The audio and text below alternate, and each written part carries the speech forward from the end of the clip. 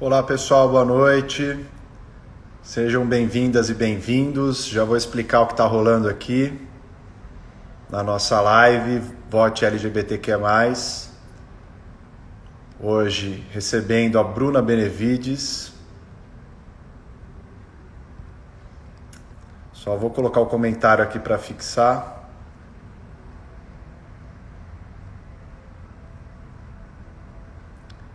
Boa noite para todo mundo que está chegando. Olá, Vinícius.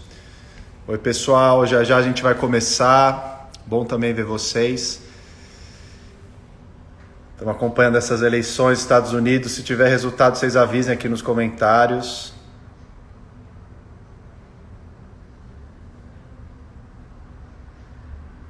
Deixa eu tentar fixar esse comentário que eu fiz. Pronto, boa noite, pessoal. Vamos só esperar a Bruna Benevides chegar. Essa é uma live para a gente discutir a importância do voto LGBTQ, mas nessas eleições de 2020, nas próximas que virão também, tema fundamental. Deixa eu aceitar aqui já a ANTRA. A Bruna vai entrar pelo perfil da ANTRA, da Associação Nacional de Travestis e Transsexuais. Já vou aceitar para incluir ela, a gente já começar essa conversa. Lembrando que essa é uma iniciativa da campanha Vote LGBTQ+, do Gay Blog BR, junto com o Scruff Brasil. A ANTRA, esperar a Bruna, que já está aqui com a gente, entrar aqui na tela também. Olá, tudo bom, Bruna? Oi, Renan, boa noite, tudo bem?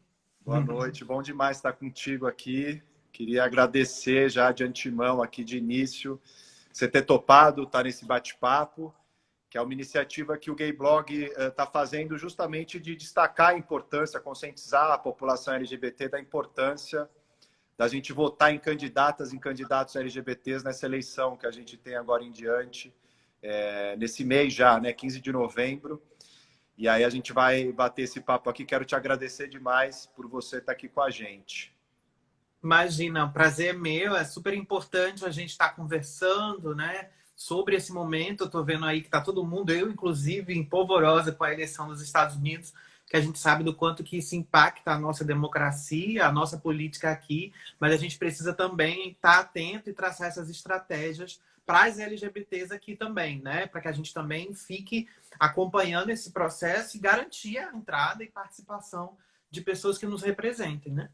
Exatamente. Não dá para a gente celebrar, compartilhar que foi eleita uma senadora estadual trans nos Estados Unidos, né? 2 negros gays também como parlamentares, e aqui no Brasil a gente não fortalecer essa representatividade LGBT. E acho que é por isso que a gente está aqui hoje para bater esse papo. Então, para quem não conhece, a Bruna, ela é uma ativista importantíssima aqui no Brasil, uma das nossas grandes lideranças do movimento LGBT. Ela está atualmente na Secretaria de Articulação Política da ANTRA, que é a Associação Nacional de Travestis e Transsexuais. Então já olhem aí o perfil da ANTRA, sigam a ANTRA, acompanhem também a Bruna no perfil dela, que sempre tem conteúdos e discussões, reflexões importantes para a nossa luta LGBT aqui no Brasil. E, Bruna, queria daí começar nesse bate-papo nosso trazendo uma questão para você.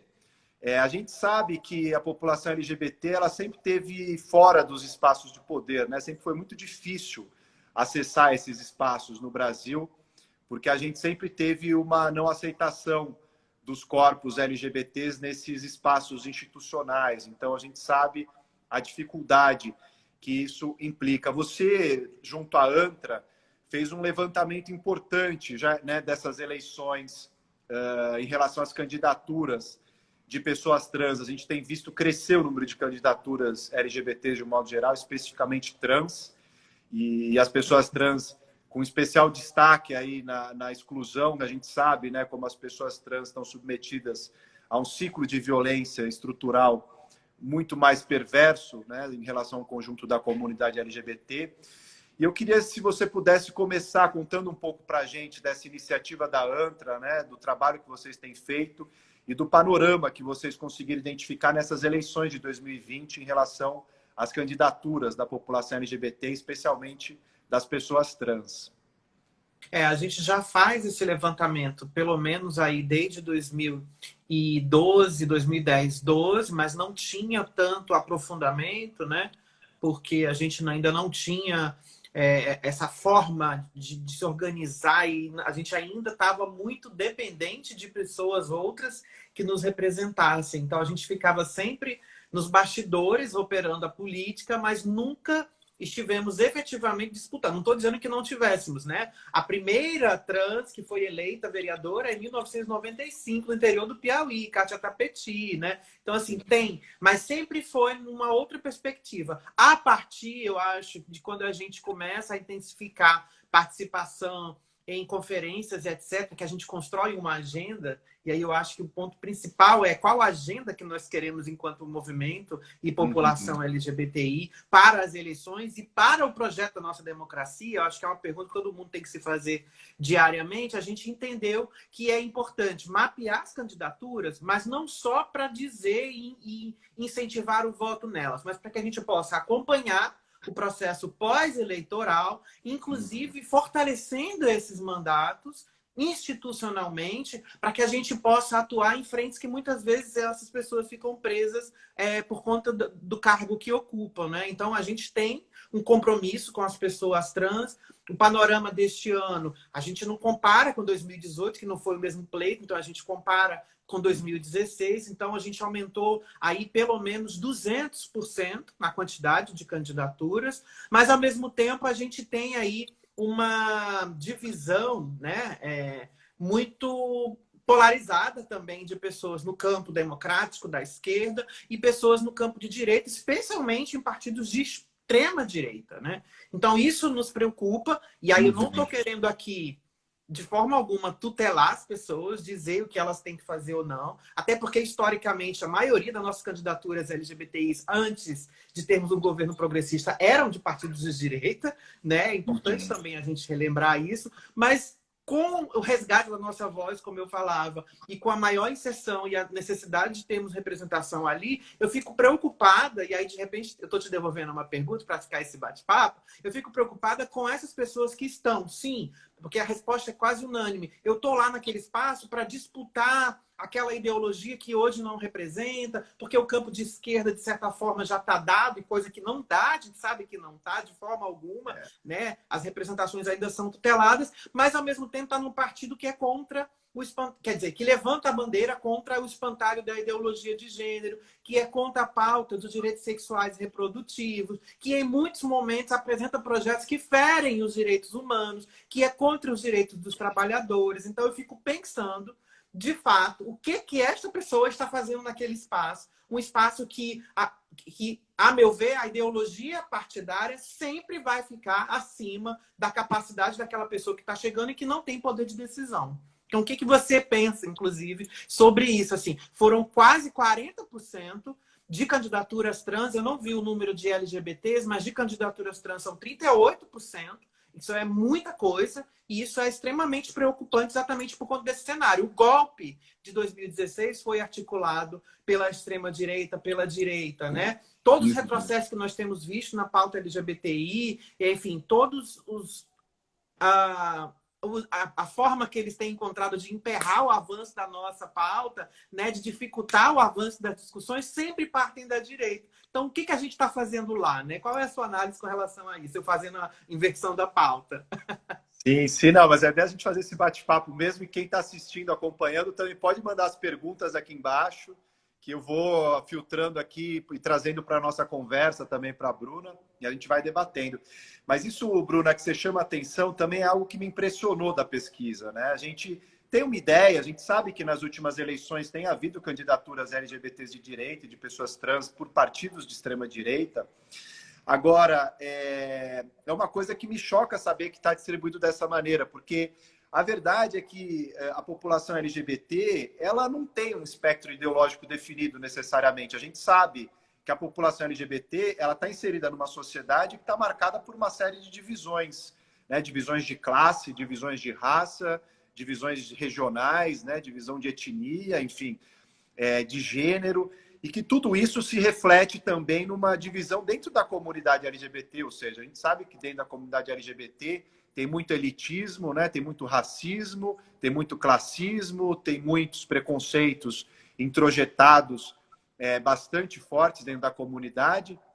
Então, não há essa ideia que talvez a gente pensava inicialmente ali de falar, não, é uma coisa de ser LGBT, vai se converter numa consciência política de esquerda, né? A gente pelo menos esperaria uma coisa assim intuitivamente e que a gente não vê na prática. Agora, algo que me choca e que você trouxe também é como que pessoas LGBTs estão em partidos de extrema direita que são contra os direitos reprodutivos e sexuais, ou seja, que são contra a cidadania das próprias pessoas LGBTs. Né? E a gente nota que muitas pessoas se lançam candidatas e candidatos em partidos de extrema-direita e que não conseguem organizar essas duas dimensões, né? Não conseguem conciliar o que é uma pauta específica da nossa existência enquanto pessoas LGBTs e uma pauta também ideológica, porque tem uma articulação importante de ser feita.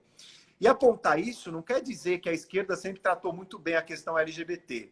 Né? A gente, como pessoas de esquerda e que compram essa briga dentro de um campo da esquerda também, sabemos a dificuldade que é, né, em muitos setores ainda da esquerda. Agora, sem dúvida nenhuma, né, a gente sabe também que a população LGBT ela precisa olhar para um voto da representatividade, né? Precisamos olhar para qual é a identidade de gênero, para qual a orientação sexual dos candidatos e candidatas, isso importa. É importante ter corpos LGBTs.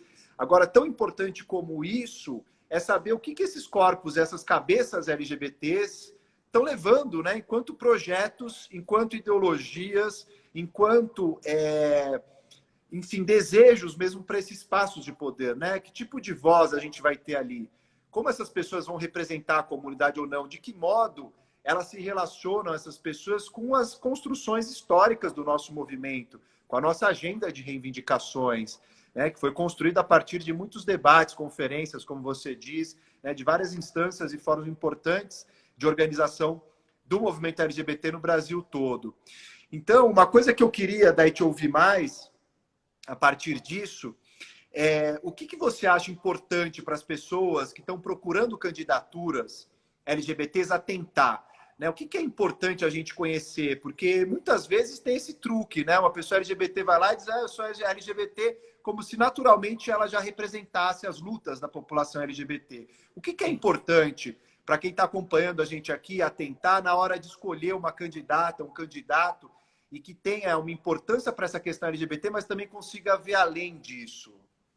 Olha, o principal é a gente entender que ser parte de qualquer grupo não nos habilita a nada. Então, eu ser uma mulher transnegra não me habilita a falar pelas pautas e reivindicações históricas do movimento negro. Eu ser uma travesti não me habilita a falar. Então, o primeiro ponto é, não caiam na armadilha de achar de que só o fato de a pessoa ser o que ela é suficiente para representar. Porque o que nós queremos é além de uma representatividade. Eu tenho dito, Renan, eu tenho até um texto que fala sobre isso. Qual representatividade nós queremos? Porque todas as pessoas têm representatividade. Agora, qual o compromisso que a sua representatividade tem para além do indivíduo, para além de quem você é? Né? Porque eu também não posso me colocar num campo de disputa achando que a minha experiência ela é a mesma de todas as pessoas ou ignorando que a minha experiência ela só fala de mim. E quando eu entro para uma disputa política, eu deixo de ser a Bruna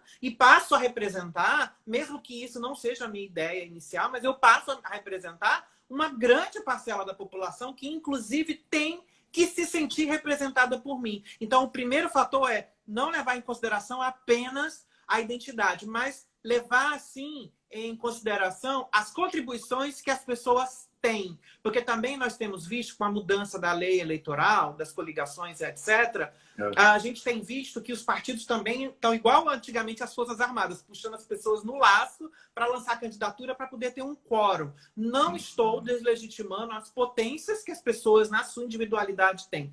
Política, mas política não é sobre isso, né? Política é sobre compromisso coletivo, social e com a transformação de um projeto político que dê conta da nossa existência. Então, se é uma pessoa que não se constitui coletivamente, que não tem um histórico de luta na estrutura ali micro, macro, que ela está inserida, seja no bairro, seja na escola, seja na universidade, seja em qualquer ambiente que ela esteja, isso já me leva a ter um alerta, assim, né? Porque da onde que essa pessoa está tirando as ideias, assim, né? E aí a gente entra numa lógica também, ou de alguém que está observando, né? Então, que observa o que a gente está fazendo e tem, dentro da sua perspectiva, a possibilidade de construir uma agenda que não é aquela que nós estamos dialogando, ou ainda aquelas pessoas que, de fato, estão vindo de uma história de movimento, de proximidade, de diálogo, de construção, para que a gente, de fato, se sinta representada e tenhamos um alívio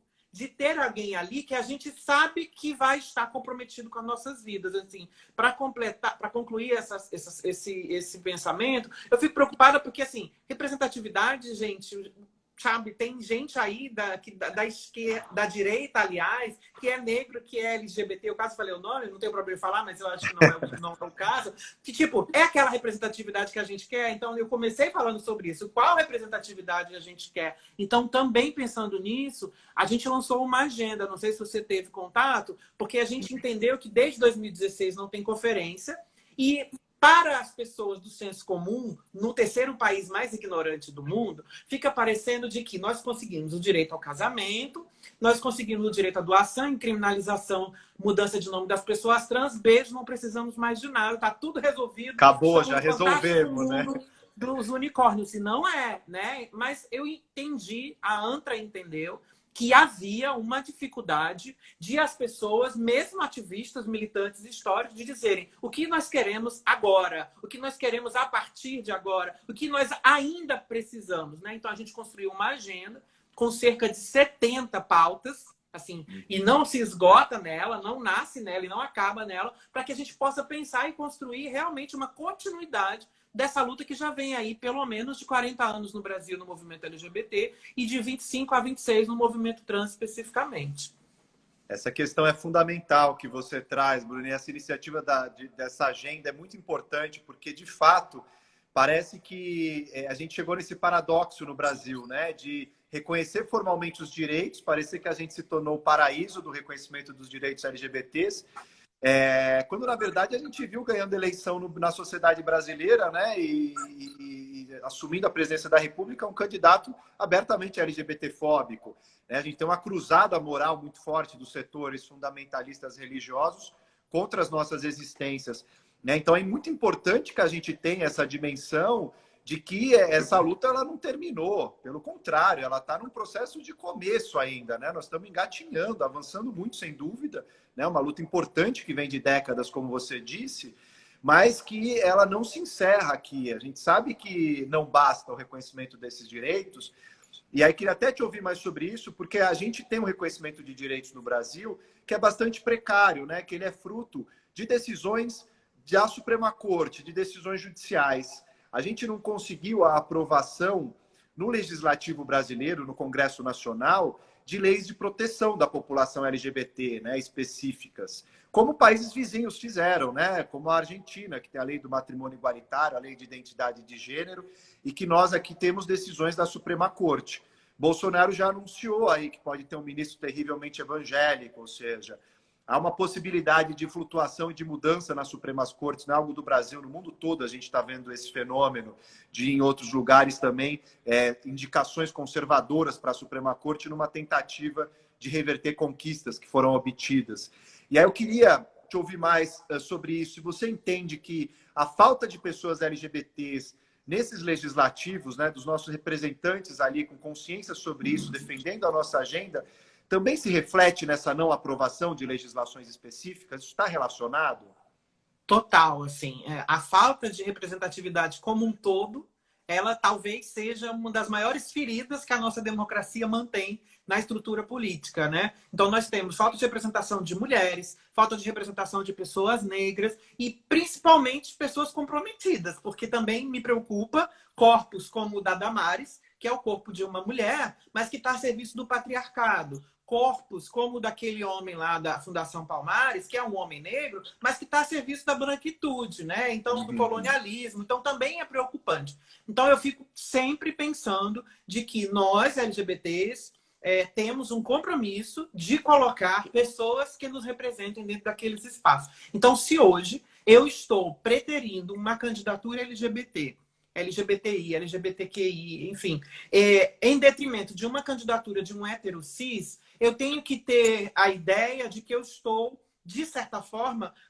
corroborando com a exclusão de pessoas que vivenciam exatamente grande parte das violações que a gente vivencia enquanto grupo, né? Então, eu estou jogando a responsabilidade da minha vida, da vida das lésbicas, de pessoas bissexuais e outros do movimento LGBT, na vida de alguém que, a qualquer momento, vai sim usar a nossa pauta como moeda de barganha, né? Então, eu acredito que a gente tem, nós, enquanto sociedade, enquanto comunidade, enquanto ativista, nós temos um compromisso em colocar pessoas LGBTI no jogo da disputa política, nos lugares de poder, para que, de fato, essas pessoas possam trazer um outro olhar e construir uma nova forma de fazer política, né? Porque nós sabemos. Eu digo sempre, Renan, que há 25 anos atrás, quando em 93, a primeira, em 93, então já são 27. Eu sempre faço esse cálculo errado. De 93 para cá, quando fundou-se a primeira instituição trans da América Latina, que foi no Rio de Janeiro Austral, as travestis não sabiam ler e escrever. Quem fez as atas, a organização e tudo foram pesquisadores, tem um papel fundamental, inclusive. Aliados têm um papel fundamental, mas a gente aprendemos a fazer política, aprendemos a estudar, a ler, a escrever. Temos doutoras trans, né? Temos deputadas, vereadoras. Então, a gente aprendeu. Então, muito obrigada, vocês que são aliados, mas agora a gente pode falar por nós mesmas. E por isso se torna, assim, eu acho que é urgente, inclusive, visitar a lista que foi feita tanto de LGBTs, mas de pessoas trans, nas regiões, e não apenas se comprometer com o voto, mas se comprometer em fazer com que a sua comunidade entenda a importância daquela candidatura para ti e para eles também. Porque também só fica assim, eu vou botar o viado lá porque o viado vai representar os viados. Não, não é sobre isso, né? A gente sabe que nós temos diversas construções políticas. Assim, eu não atuo apenas na defesa do direito das pessoas trans, né? Isso é talvez a minha agenda principal, mas é além. Então, eu acho que é assim, urgente. Todo mundo que está aqui vendo, participando, ouvindo, que não guarde para si, não sejam egoístas, coleguinhas, né? Vocês convidem, conversem com as pessoas. A Sara York está aqui, eu vi ela passando, ela botou assim, e vocês já... Tá todo mundo comemorando que muitas LGBTs, se eu não me engano, Renan, foram 117 ao todo lá nos Estados Unidos, em diversos cargos eleitas. Então tá todo mundo comemorando. Mas vocês já enviaram os links dessas pessoas nos grupos de família, dizendo, assim, do quanto que a gente tem orgulho dessas pessoas? Vocês enviaram a lista de candidaturas? Então, eu acho que também a gente deixa a desejar, às vezes, porque a gente vê, não, tá, eu tenho um compromisso com as LGBTs, mas eu também não vou levantar a bandeira. E acho que a hora é agora, né? Nós temos a urgência de ter pessoas lá que nos representam. Sem dúvida. E a gente não pode reduzir nosso papel político, né? Nossa existência política a um voto que é dado a cada 2 anos, ir lá na urna eletrônica, que ainda bem que no Brasil a gente tem urna eletrônica, né? A gente está vendo nos Estados Unidos esse caos das cédulas perdidas no correio, etc. Mas a gente não pode reduzir a nossa existência política, né? A simplesmente ir lá votar num candidato LGBT, numa candidata LGBT e achar que está feita a tarefa. Né? A gente, de fato, precisa fazer um trabalho de convencimento. Acho que esse é um chamado importante para a comunidade LGBT. Né, de entender que a politização das nossas existências, é evidente que tem muitas candidatas e candidatos que nos representam bem em diferentes partes do país. Nessa lista, eu acho que tem esse potencial de disseminar essas informações, de conseguir tornar mais conhecidas e conhecidos esses candidatos e candidatas, mas é muito importante que as pessoas, além de conhecer, de aprofundar, ver o que essas pessoas pensam, conhecer a trajetória, conhecer a ideologia que essas pessoas defendem. Porque ideologia não é palavrão, gente. Ideologia todos nós temos. Todos nós reproduzimos alguma. A questão é escolher qual ideologia nós queremos. Né? Se ela é mais libertária, se ela é mais igualitária, se ela busca mais a emancipação ou não. Enfim, é uma questão de escolha de qual a gente vai professar e qual a gente vai reproduzir e fortalecer. Né? Ideologia não é palavrão. Então, é muito importante que a gente escolha a partir das identidades de gênero, da orientação sexual, mas da história, da defesa dessa pessoa, das pautas, do engajamento dela nas lutas, né, que favorecem a comunidade LGBT, e outras agendas que a gente considera fundamentais.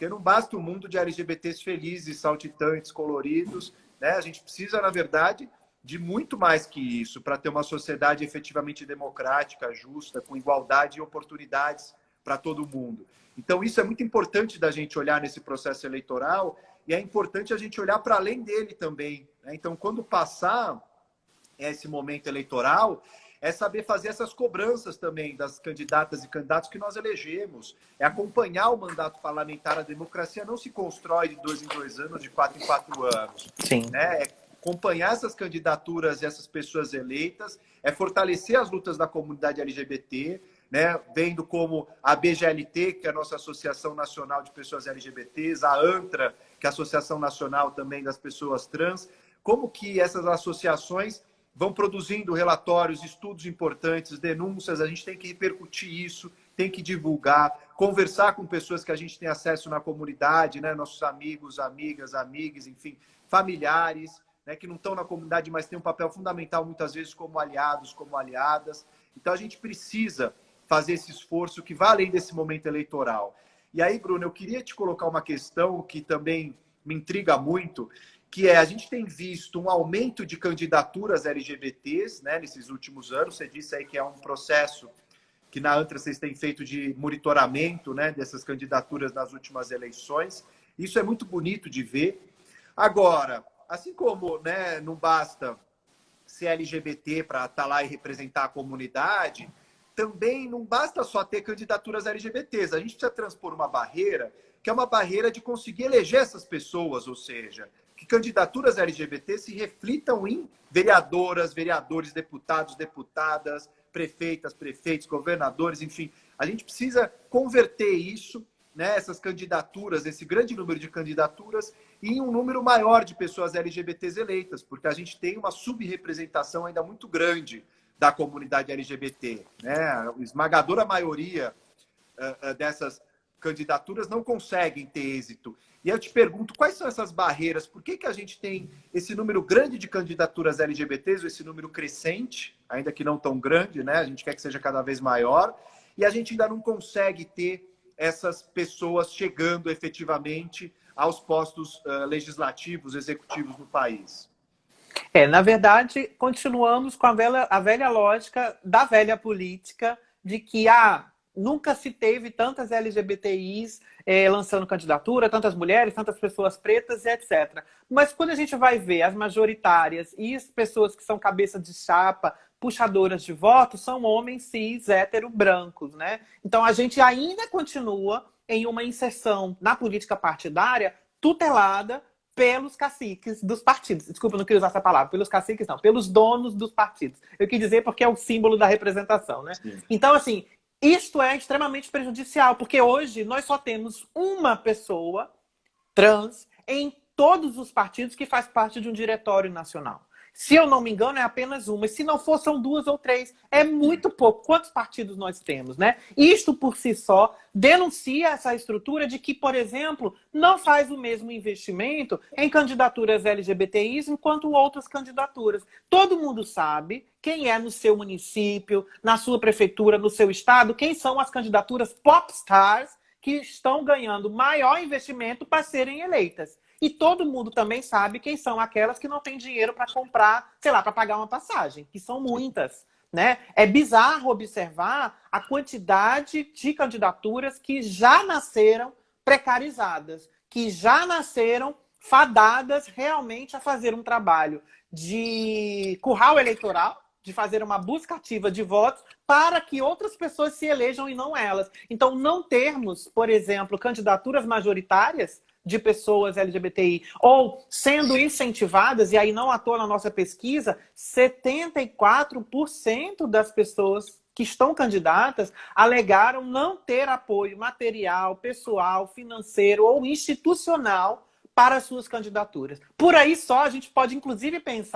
traçar uma expectativa de quantas pessoas serão eleitas, né? Na eleição de 2016, tivemos 89 candidaturas e apenas 8 eleitas. Então, dá 10%. Se essa proporção ficar, a gente vai ter em torno de 28. E que eu acho muito, inclusive, como eu falei, dados os acompanhamentos que a gente faz, essas candidaturas não têm o apoio que deveria. Então, eu acho que, inclusive, vai ser uma grande denúncia observar, ao final da eleição, a quantidade de pessoas eleitas e a gente fazer esse paralelo, porque, mais uma vez, os partidos vão estar negligenciando e colocando como uma pauta secundária, né? E as nossas candidaturas, consequentemente. E aí é importante também fazer um chamado para que as pessoas também levem para as pessoas LGBTI a importância desse comprometimento. Eu posso te dizer, Renan, eu sou de Niterói. Aqui a gente tem algumas candidaturas LGBTI, mas a única pessoa que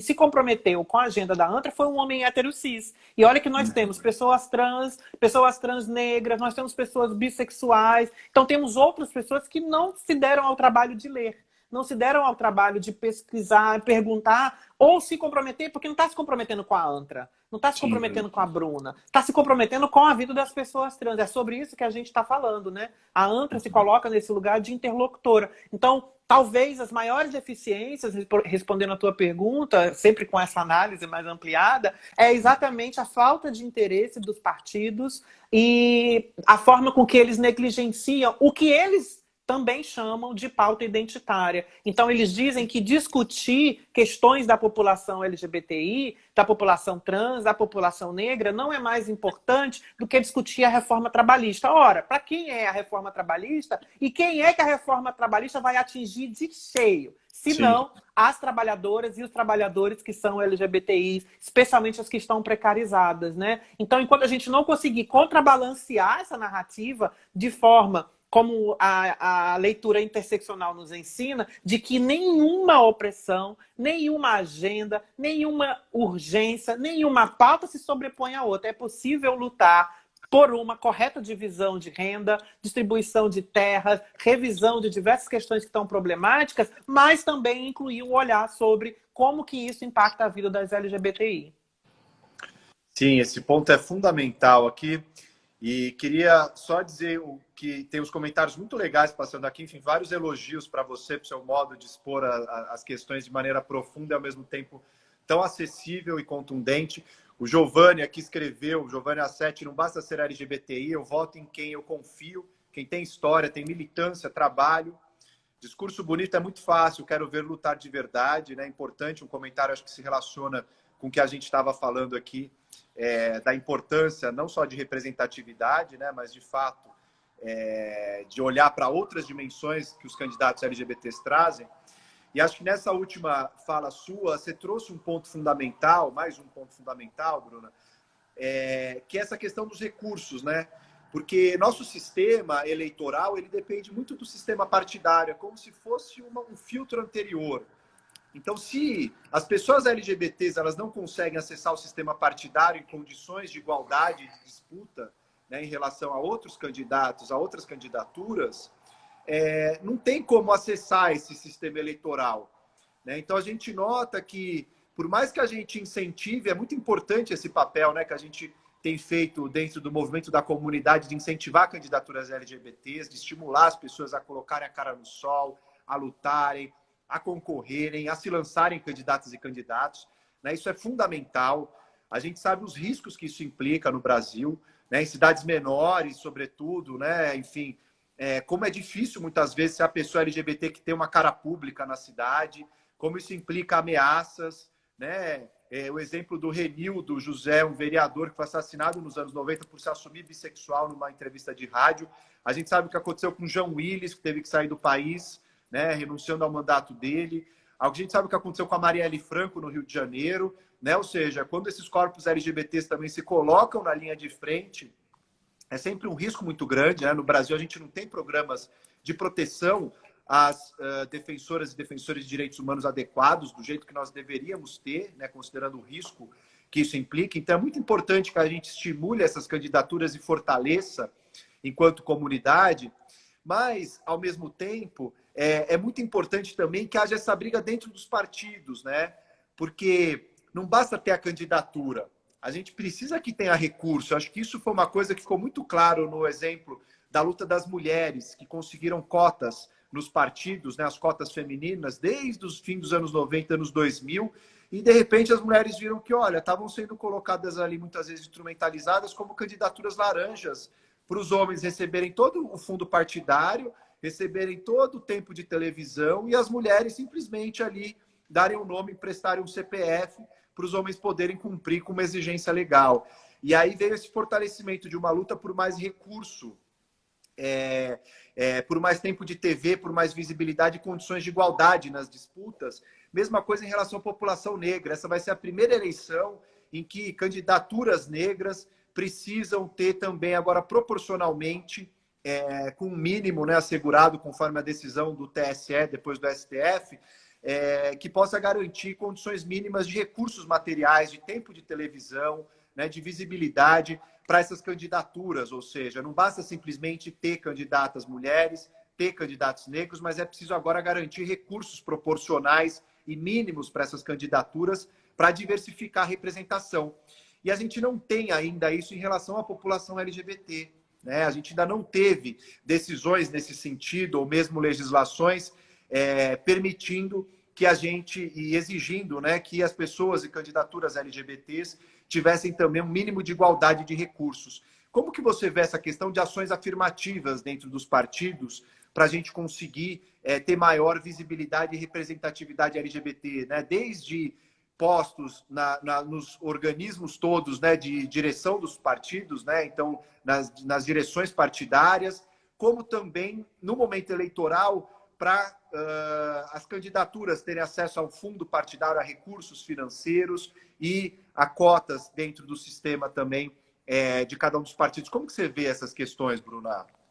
Bem, eu queria antes falar de um momento que é anterior, que assim, eu não sei o que acontece, eu não consegui ainda parar para fazer uma análise mais aprofundada, Renan, mas em um determinado momento da nossa história, instituiu-se de que os partidos estão ali e que movimentos sociais, movimentos da sociedade civil estão a serviço dos partidos, né? E isso é muito louco pensar quando a lógica é exatamente o oposto, né? O jogo político, os partidos, né? A constituição das nossas câmaras legislativas, etc., estão lá exatamente para construir aquilo que é proposto pela sociedade civil, pelas instituições, né? Pelos fóruns de organização da sociedade civil. Então, uma lei, quando é proposta, ela é proposta antes de mais nada, e é construída a partir desses espaços de discussão. E por que eu estou falando isso? Exatamente para que os partidos reconheçam a legitimidade dessas representações que também são provenientes de movimentos. Porque eu também observo que muitos partidos optam por ter proximidade, diálogo com o movimento, mas na hora de lançar determinadas candidaturas, escolhem pessoas, sei lá, que tem proximidade com a pauta partidária, e aí tem questões de classe, de raça e de gênero muito bem definidas, e aí pelo fato de a pessoa ser gay, ser lésbica ou ser trans, ela se torna uma emissária dessas pessoas que não se sentem representadas, porque quem é essa pessoa? O que essa pessoa está trabalhando? Eu nunca vi ela aqui em uma conferência de saúde. Essa pessoa sabe que existe uma política nacional de saúde integral LGBTI? Quando a gente vai conversar com as candidaturas, há uma deficiência nesse sentido. O que também me chama a atenção é exatamente para que as pessoas entendam de que quando elas se colocam para essa disputa político-partidária, elas acabam tendo que ceder bastante, né? E aí, dentro das discussões político-partidárias, é onde de fato acontece o assédio, é onde de fato acontecem as preterições, é onde de fato acontece a invisibilização, a falta de investimento. Então, o que nós... e aí, talvez por isso, eu volto ao momento anterior, quando eu digo, por isso que talvez seja mais importante ou interessante para os partidos terem pessoas que vão comprar a agenda partidária acima da agenda do coletivo, do qual a pessoa faz parte, exatamente para quando alguém for brigar, mas cadê o dinheiro? Por que não foi dividido da forma que deveria? Aquela pessoa vai dizer, não, mas eu acho que a gente tem que fazer essa discussão internamente. Não é sobre isso. Né? Porque na hora que essa pessoa foi eleita, ela não vai representar somente o partido ou somente ela. Então, a falta de investimento, mesmo na formação política, inclusive, né? A falta de formação política, de investimento na qualificação dessas candidaturas, mas também de investimento efetivo, faz assim realmente uma diferença gigantesca Não à toa, como eu falei logo no início, a gente já sabe quem são as pessoas que têm maiores chances de ser eleitas. A Érica Malunguinho, quando foi eleita em São Paulo em 2018, assim, ela teve zero apoio do partido do qual ela fazia parte, né? E isso é absurdo pensar que essas pessoas estão tendo, muitas vezes, que tirar recursos, sei lá, outros que não foram destinados do fundo partidário, porque a divisão não é igualitária. E a gente sabe como é que funciona, né? Então, aqui eu acompanhei de perto algumas, então tem partidos que organizam candidaturas por A, B, C e D. Então, a A é a prioritária, a que vai ter maior investimento e etc. E tipo, de B, C e D para baixo, acabou, se vira, sabe? Então, ali é onde está a maior parte das LGBTI. E aí, então, eu acredito que por isso a gente precisa investir em que as LGBTIs que estão se colocando nesse campo tenham este compromisso com a sociedade civil, mas também tenham um compromisso em mudar essa estrutura lá dentro, porque eu também não vejo um campo favorável para isso. Eu não vejo. Há, sim, claro, enfrentamentos diversos, muitos, mas ainda muito incipientes, porque o que nós vemos quando pessoas trans se colocam de forma efetiva dentro dos partidos para querer uma mudança real e já, as pessoas são expulsas dos partidos, são silenciadas, são preteridas, como tem casos que aconteceram, tanto com mulheres trans, travestis, quanto com mulheres negras, recentemente no Rio de Janeiro também, né? Então é sempre preocupante a gente não acompanhar esse jogo dos partidos, especialmente dos partidos com os quais nós ainda temos diálogo, né? E que isso não fique parecendo que eu estou atacando. Não, pelo contrário. Eu estou denunciando algo que precisa ser revisto. Inclusive para que eu possa, você, outras pessoas, se sentirem representadas, mas também compelidas a participar desse jogo político partidário que hoje eu, sinceramente, não quero. Né? Eu prefiro ficar nos bastidores tensionando, porque eu acho que enquanto movimento social tenho muito mais liberdade. Sim, eu também prefiro esse lugar. Então, para quem está chegando agora, a gente está batendo um papo aqui. Eu, Renan Quinalha, que sou professor da Unifesp em São Paulo, e a Bruna Benevides, que é secretária de Articulação Política da ANTRA, sobre a importância do voto LGBTQ+. A gente não é candidato nessas eleições, estamos falando disso agora, né? Que a gente está num lugar de buscar, enfim... até mais um papel de crítica e de liberdade em relação a isso, né? Porque tem um ônus também que é ser candidato, e que a gente está dizendo aqui que a gente valoriza demais, porque é justamente a ocupação desses espaços, mas passou uma pergunta aí se a gente era candidato e a gente não é, tá? Mas tem muitas candidaturas LGBTs, é disso que a gente está falando aqui, candidaturas LGBTs em diversos partidos que buscam levar adiante, né? Que buscam aprofundar as pautas e agendas do movimento LGBT brasileiro. Ou seja, a gente tem uma série de candidaturas, a Bruna já deu algumas dessas referências das listas que vêm sendo preparadas, né, sobre essas candidaturas em várias localidades. Então é muito importante que cada pessoa que está aqui acompanhando, né, faça essa tarefa de casa, que é pegar na sua cidade, da sua região, mapear essas candidaturas, dar uma olhada nessas listas que já estão mapeando essas candidaturas, então conhecer melhor, estudar, né, entender que esse momento é um momento fundamental eleitoral no Brasil, né? A gente precisa, de fato, votar melhor no Brasil. Isso é uma coisa que é uma coisa como uma necessidade urgente. A gente está acompanhando com uma empolgação enorme a eleição nos Estados Unidos, mas a gente precisa fazer isso aqui, né? A gente está com uma eleição completamente atípica, no meio de uma pandemia, isso gera uma série de dificuldades, já é uma eleição mais curta, tem muito pouco debate político, que é muito triste, né? A gente não está vendo debates de televisão, né? Enfim, a gente está tendo uma série de limitações por conta da situação, a campanha está mais curta, está mais difícil de ser feita, né? Não tem muito corpo a corpo, não tem possibilidade de diálogos, de conversas outras, né? Então é muito importante que a gente consiga buscar essas candidaturas e divulgá-las, né? E passar adiante, fortalecer essas candidaturas enquanto uma comunidade LGBT que consiga fortalecer a sua própria representação nesses espaços de poder. Isso está faltando muito. E aí, Bruna, uma questão que você tocou e que eu queria te ouvir um pouco mais, porque eu acho que é uma cilada que muitas pessoas do campo progressista, inclusive, ainda reproduzem essa visão, que se relaciona com essa dificuldade de espaço no sistema partidário brasileiro, inclusive em partidos progressistas, que você mencionou no Rio de Janeiro, de mulheres trans negras que não tiveram espaço. Isso acontece em várias outras regiões do país, né? Eu também poderia dizer aqui de São Paulo e dar exemplos disso. Mas um discurso que é muito comum, né, nesse campo progressista muitas vezes de dizer, não, mas essas questões identitárias elas são menores, né? Essa política da identidade, no fundo, é responsável pelo que a gente está vendo no Brasil, né? Dessa reação conservadora, né? Por conta, né? Dessas políticas identitárias que nós tiramos o foco das transformações mais estruturais que nós precisamos, que são as transformações econômicas, né? De mais distribuição de renda. E você tocou nisso, mas eu queria te ouvir um pouco mais. Como que você vê essa formulação hoje, né, da gente conseguir juntar essas questões, da importância da gente juntar essas questões para não cair numa visão despolitizada dessa identidade LGBT, de ser LGBT? Né? Como que a gente consegue cruzar essa política de uma existência LGBT, né, articulando isso a uma luta também por mais igualdade, por mais justiça social, enfim, por uma mudança mais estrutural na nossa sociedade, que eu acho que é uma tarefa que está posta hoje para o movimento, que está posta para os partidos progressistas, né? E que, evidente que, como você disse, a gente coloca uma cobrança em relação a partidos que são mais progressistas, porque eles que verbalizam discursos que são nessa linha, né? De fato prometer, e que, portanto, ao prometer, precisa entregar maior espaço para a população LGBT e maior compromisso com as pautas dessa população. Então, como que você vê isso que aparece muitas vezes em certos discursos, mesmo no campo progressista, de que, não, isso é uma política identitária, isso é menor, isso tem que ficar para depois, que é algo que a gente, pessoas LGBTs, sempre ouvimos por aí. Isso é a terra plana da esquerda, né?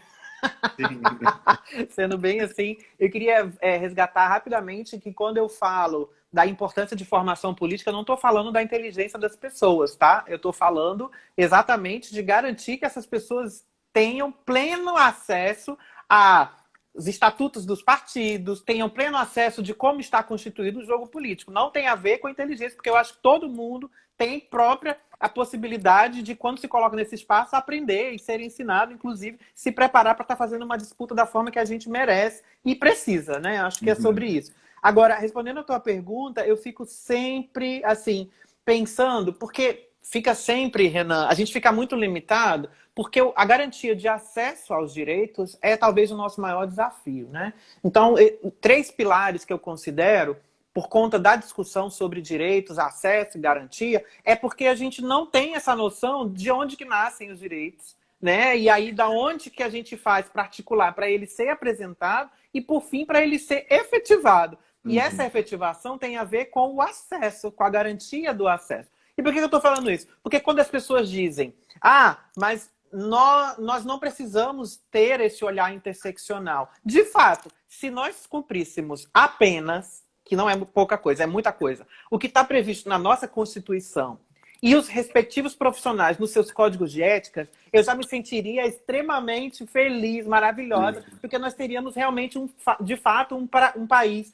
progressista, democrático, que entende, dialoga e convive bem com a diversidade. Só que não é isso que acontece. Então, por que que nós devemos insistir para dizer que a nossa identidade, que a nossa localização social, a partir dos marcadores que nós temos, é que, de fato, nos impedem de acessar o SUS, que, de fato, nos impedem de acessar os direitos que foram assegurados e garantidos, né? Então, por que que é importante? Porque, assim, todo mundo... Talvez eu costumo fazer uma leitura assim, bem rasa, quando eu vou discutir com algumas pessoas, a diferença entre direita e esquerda. É porque a esquerda, de certa forma, a gente consegue dizer que não somos todos iguais e que, portanto, para acessar a UBS do bairro, quem vai ter melhor acesso vai ser a mulher branca, vai ser o homem gay branco do que a pessoa negra. Enquanto a direita diz, somos todos iguais, aquilo funciona igual para todo mundo. O que é mentira, porque exatamente mascara essa discussão que é necessária para a gente romper com essas barreiras.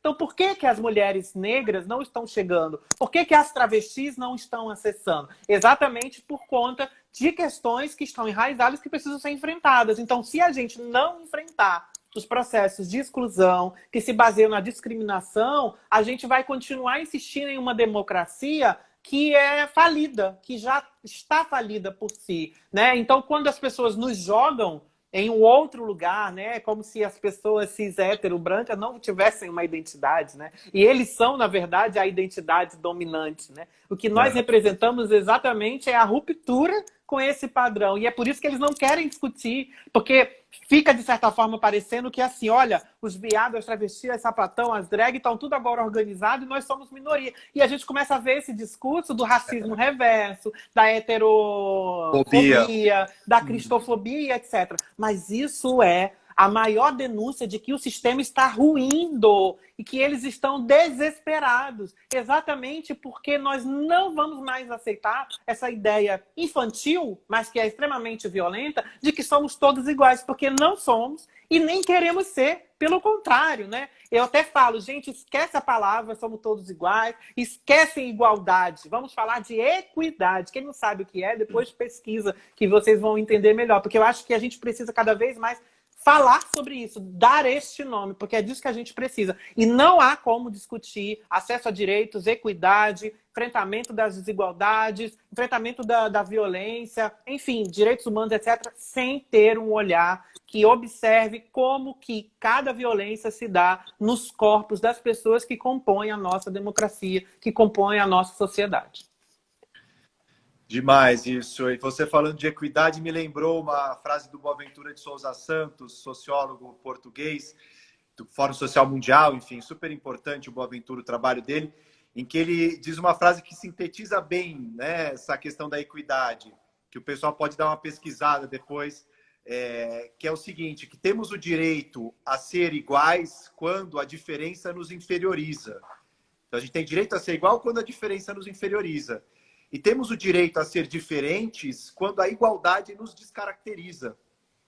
Então, a nossa luta é, sim, por ter uma equidade, porque é preservar as nossas diferenças, o que nos singulariza, o que nos constitui, que é tão importante, central para a gente, né? Que é a nossa identidade. E, ao mesmo tempo, ter uma igualdade de oportunidades, né? De acesso, como você diz. E por isso que a interseccionalidade é fundamental na nossa luta. Né? Sim, Que e é exatamente por isso também que talvez assim, a meritocracia é uma falácia, exatamente porque da forma com que a igualdade é uma falácia, a meritocracia surge do mesmo, porque se não temos as mesmas oportunidades, não vai existir meritocracia, né? Exato, não tem justiça alguma, né? Porque tem gente que já parte lá na frente, tem gente que está ali atrás, o acesso é diferente, os bloqueios todos. Então, a meritocracia é um discurso que, no fundo, ajuda a mascarar a dificuldade e a desigualdade de acesso que nós temos. Então, acho que esse é um debate fundamental, muito legal que você tenha trazido isso. E aí, Bruna, para a gente caminhar para o encerramento aqui, porque infelizmente passou voando o tempo aqui, a gente já está chegando próximo ao final. E você trouxe aí um ponto importante no final, que eu acho que é legal destacar para quem está acompanhando aqui para a gente, que é o seguinte, né? A gente tem ocupado cada vez mais espaços, né? Eu acho que esse tipo de debate que a gente está fazendo aqui vai acontecendo em várias frentes, em vários lugares. A gente tem associações cada vez mais fortalecidas, como a ANTRA, a BGLT. A gente tem um movimento LGBT cada vez mais plural, cada vez mais enraizado pelo país. A Sara mandou aqui a frase do Boaventura nos comentários. Obrigado, Sara. Para quem quiser conhecer mais ali. E a gente, portanto, apesar do momento que a gente vive, que eu acho que é um momento que muitas vezes coloca as pessoas LGBTs para baixo, né? Não é fácil, muitas vezes, né, acordar, levantar e ver cada dia uma notícia, um dia uma piadinha homofóbica do presidente, outro dia uma fala ofensiva, né, de uma ministra, de um ministro, né? Ou seja, a gente vai tocando muito seriamente a nossa autoestima, né, a nossa existência. Isso nos afeta profundamente, emocionalmente. Então, eu queria te ouvir um pouco mais sobre como você está lendo esse momento, né? Que é um momento, sem dúvida, crítico, difícil, mas como você trouxe na sua fala, a gente também está ocupando espaços e fazendo debates que a gente não conseguia fazer antes, né? Esse debate da representatividade LGBT. Por mais que tinha, você mencionou no início, algumas candidatos LGBTs que foram eleitos, né? De maneira meio tímida, com dificuldade de levantar as bandeiras, de compromisso com o movimento. É muito diferente do que a gente vê hoje, né? Um processo de construção coletiva, de ocupação da política, de visibilidade coletiva das nossas questões, das nossas existências, né? Enfim, de fortalecimento político mesmo. Então, eu queria te perguntar, óbvio que é uma pergunta, é uma sacanagem eu fazer em 5 minutos, isso no finalzinho, mas como você está vendo essa perspectiva de futuro, né? Como a nossa luta vai seguir daqui em diante, apesar desse momento difícil? Olha, eu sinceramente acho que as pessoas que fundaram o movimento, que começaram lá atrás, e aí aqui eu vou falar especificamente das travestis, Giovana, Keila, enfim, Elza Lobão, outras travestis que já, inclusive, não se encontram mais entre nós, algumas, elas nunca pensaram que nós estaríamos vivendo o momento que temos hoje, né? Então eu acho que isso já é o suficiente para dizer assim, lutar vale a pena, né? Então, embora nós tenhamos aí essa agenda da ideologia de gênero, a bizarra, que já vem também se arrastando há algum tempo, nunca se falou e se discutiu tanto sobre gênero, né? Então, eu acho que a resposta que nós temos dado frente à LGBTfobia, aos assassinatos, às preterições, às expulsões dos partidos e etc., é essa resposta efetiva de estarmos cada vez mais organizados e organizadas, né? Então, por isso, eu acredito nas instituições, acredito que você também, especialmente nas instituições públicas. Então, eu acho que por isso que a nossa luta ela é tão ferrenha na defesa da democracia, porque nós queremos que essas instituições funcionem de forma adequada para garantir o acesso à nossa população. Então, nós temos hoje um movimento extremamente forte, extremamente articulado, embora pareça que a gente está só se engalfiando, mas eu entendo que isso faz parte de um processo de amadurecimento, que a nossa briga é porque nós queremos chegar a uma excelência. Então não é a briga do Renan com a Bruna, mesmo quando a gente está divergindo, é a briga do ponto de vista do Renan, que eu acho que em determinado momento a gente pode afinar para jogar cada vez mais para cima, né? Então eu acredito que a gente avançou bastante, mas a gente ainda padece de um processo em que as pessoas que compõem a nossa comunidade se reconheçam como parte dela. Eu acho que isso é tática de guerra, eu sou militar, eu acho que o maior desafio que nós temos, né, acho que o exército romano nos demonstra muito sobre isso, é estarmos cada vez mais juntos, assim, cada vez mais próximos, cada vez mais possíveis de ouvir, inclusive da dissidência. Eu acho que a gente tem um problema de quando a gente discorda, a gente se torna inimigo. A política faz muito isso, né? Mas eu acho que a gente precisa avançar mais, sabe? A gente precisa colocar, de fato, a prática da nossa construção política também uma prática de alteridade, de entender de onde que vem essa resposta mais... eu vou usar a palavra agressiva porque não veio uma melhor, mas mais enfática, ou de uma palavra de uma pessoa que não sabe colocar as palavras como nós que estudamos tivemos. Então, inclusive para que a gente possa não reproduzir violência e acabar fazendo que aquela pessoa saia dos espaços que a gente quer construir, né? Então, eu acho que a gente tem, sim, um legado muito grande que está sendo deixado nos últimos 10 anos, especialmente, em termos de construção de documentos, em termos de construção de pesquisa, em termos de fortalecimento e empoderamento, e acredito que a gente precisa cada vez mais trazer mais pessoas para que elas sejam tocadas. Eu acho que uma coisa que a gente precisa aprender com os evangélicos é catequizar as LGBTI, e eu acho que a gente precisava ter um meio de fazer todo domingo as LGBTI para um lugar para ouvir o que a gente está falando todas, porque eu acho que isso que a gente perde, né? Porque é chato discutir política, né? Existe o jargão de que não se discute política, se discute sim, é por não discutir que a gente está vendo tudo que a gente está vendo, né? Então, cada vez mais eu quero e eu acredito que nós temos esse legado, mas também temos referências, né? De que vale a pena lutar e que as pessoas, enfim, não se sintam representadas e se acomodem, mas que elas também, inclusive a partir das suas críticas, venham compor esse espaço. Acima da hora. Legal, legal. Eu vou puxar essa última frase sua aí, que vale a pena lutar. A gente tem que seguir nessa luta. Então, queria agradecer demais a Bruna, que é uma referência para o ativismo LGBT no Brasil. Te agradecer por tudo que você faz, Bruna, por você ter topado o convite também, estar aqui nessa noite. Né? Foi incrível, eu sempre aprendo muito com você. Então, pessoal, sigam o perfil pessoal da Bruna, sigam o arroba da ANTRA, né? Que ela entrou aqui, que é a Associação Nacional das Travestis Transsexuais. Agradecer o Gay Blog BR, também o Scruff, que fizeram esse convite para a gente estar aqui. E, por favor, votem bem, votem consciente, olhem as listas que estão preparadas de candidatas e candidatos. O Gay Blog BR também está divulgando essas listas.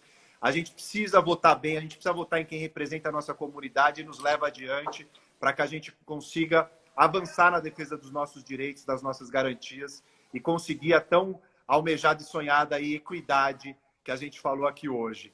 Então, obrigado para todo mundo que acompanhou. Essa live vai ficar salva aqui e também vai virar matéria, enfim, no Gay Blog BR. Vocês podem acompanhar a sequência desses debates e a gente se vê por aí. Obrigado, Bruna, de novo. Um beijo grande. Obrigada, Renan. Um beijo, a gente se vê aí. E muito obrigado, né? Acho que é super importante o Scruff também, junto do Gay Blog, estarem puxando essa pauta. A gente precisa politizar, porque ferro também é luta, né? Então, já dizemos isso por aí. Espero que a gente se encontre o mais rápido possível para a gente poder se abraçar, inclusive. Gente, votem em LGBT, mas não em qualquer uma. Ouçam essa live, vejam novamente em caso de dúvida e compartilhem com os amigos. Beijo e boa noite. Beijão, gente. Valeu, Bruna.